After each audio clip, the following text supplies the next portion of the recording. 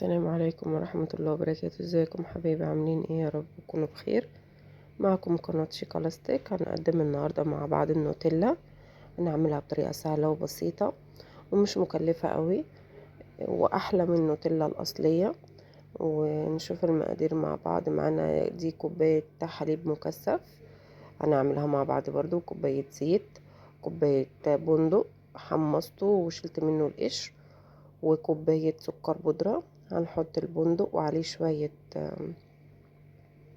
شوية زيت ونضربه في الخلاط لغاية ما يبقى سايل خالص زي ما انتوا شايفين معايا كده، لغاية ما البندق كله يتطحن وما يبقاش فيه حب خالص، يبقى كله مية. اوريكم ازاي. البندق ده انا جايبة كمية بسيطة جدا وسخنتها شوية على في الفرن، وبعد كده جبت فوطة وقعدت ادعك فيها لغايه اما القشره بتاعتها وقعت معايا. زي ما انتوا شايفين كده بقى سائل ميه. هنجيب تلت كوبايه كاكاو خام. انا بحب اجيب الكاكاو بتاع دريم. زي ما انتوا شايفين كده الكاكاو ده تحفه، بيدي طعم جميل جدا، احلى من الكاكاو الاسباني. هنحط نص كميه اللبن، ومعاها كوبايه اللبن الحليب المكثف. الحليب المكثف ده انا هعمله لكم اخر الفيديو، طريقة سهلة جدا برضو.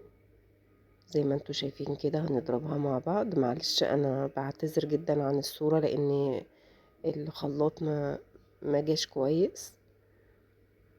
هنحط برضو هنضرب، وبعد كده هنحط نص كمية اللبن تاني. بقية الكمية اللبن كله بناخده على كذا مرحلة، هو والزيت والسكر حسب الرغبة، زي ما حضرتك ما تحبي تعمليها لأطفالك. انا بحب اعملها مش مسكرة قوي.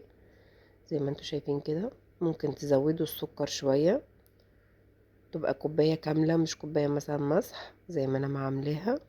حطيت بقية كمية اللبن والزيت وضربتها كويس، وهتشوفوها معايا عاملة ازاي.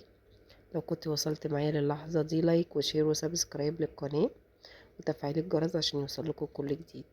دي معايا انا عشان ازود طعم البندق. دي حاجة اسمها ريحة البندق، دي جايباها من عند العطار، بتديها طعم جميل قوي. ولو الامكانيه مش سامحه ان انت تعمليها بالبندق، بكيس نسكافيه بطعم البندق اللي هو 3 في 1 بيديها نفس الطعم. بس انا حباها ان ما احطش عليها نسكافيه، انا حباها ان الطعم بتاعها يبقى مركز كده. وبنفس الطريقه بالظبط، بدل البندق هتجيبي كيس النسكافيه. هن... هنملى البطرمان. هتشوفي معايا عملت معايا كميه قد ايه. تخيلي ان البطرمان الصغير منها عدى 150، ما بالك بقى البطرمان الكبير ده هيعمل قد ايه. عمل معايا بطرمان كبير زي ما انتوا شايفين، وبطرمان صغير زي ما انتوا شايفين. تحفة. هي طبعا سايلة شوية، بس لما دخلت التلاجة مسكت نفسها وبقت زي اللي بره بالظبط ده. وبألف هنا وشفا.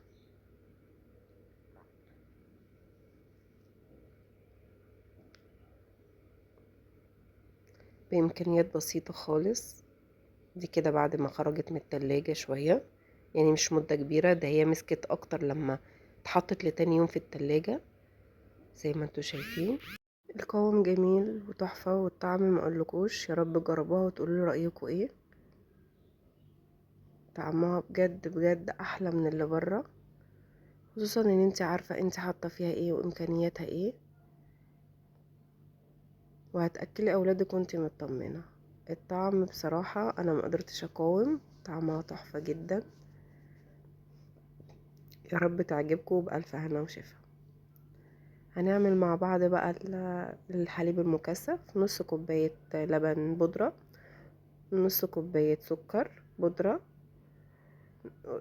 يعني يعتبر ما يعادل 3 معالق مية دافيين، معلقتين زبدة كبار. هنخلط المكونات دي كلها مع بعض.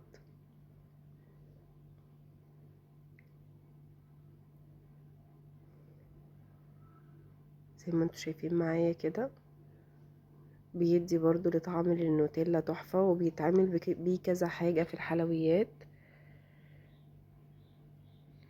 والزبدة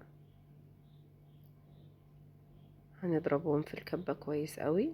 هتشوفوا معايا هنفضل نضرب فيهم لغاية ما القوام بتاعه يتقل زي النوتيلا بالظبط، ويمكن اتقل كمان.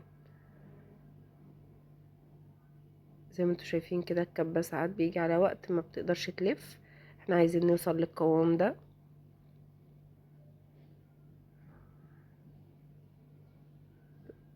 شايفين القوام عامل ازاي؟ عامل زي المهلبية، بس الطعم تحفة، وبيدي طعم للنوتيلا جميل جدا.